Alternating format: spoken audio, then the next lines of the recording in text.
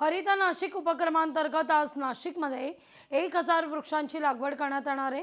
मंत्री गिरीश महाजन यांच्या उपस्थितीत हा कार्यक्रम होणार असून या कार्यक्रमाकरता साधू महंत देखील उपस्थित आहेत।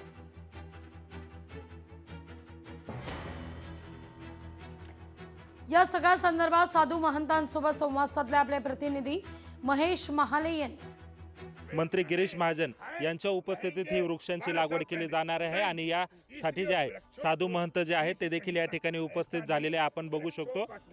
बाबा काय सांगणार, खरं तर आज वृक्षारोपणाचा कार्यक्रम केला जातोय हरित नाशिक। हे बघा, आपली ही महाराष्ट्रीयन संस्कृती अशी आहे की आपल्यामध्ये अनेक संत म्हटलं वृक्षवल्ली आम्हा सोयरे वनचरे, तर आम्ही वृक्षवल्लीचा आदर करतो आणि आमचं एक जीवनमान मानतो। आमच्यामध्ये वृक्षवल्ली एक देवी देवताप्रमाणे मानल्या जात आहे, कारण आमच्या ज्ञानेश्वर महाराजांनी सुद्धा म्हटलं आहे की खांडावा लागे घाव घाली का लावणी जायाने तयाची केली, वृक्ष एकच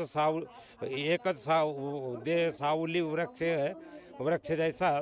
तर वृक्ष हा अत्यंत मनुष्य जीवनामध्ये एक उपयोगी वस्तू आहे।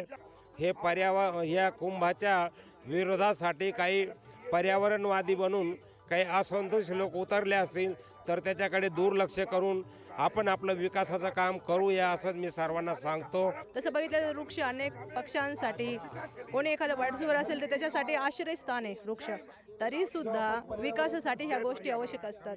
महेश महाले, लोकशाही मराठी, नाशिक। लोकशाही मराठी, ऐका, पहा, जागरूक रहा।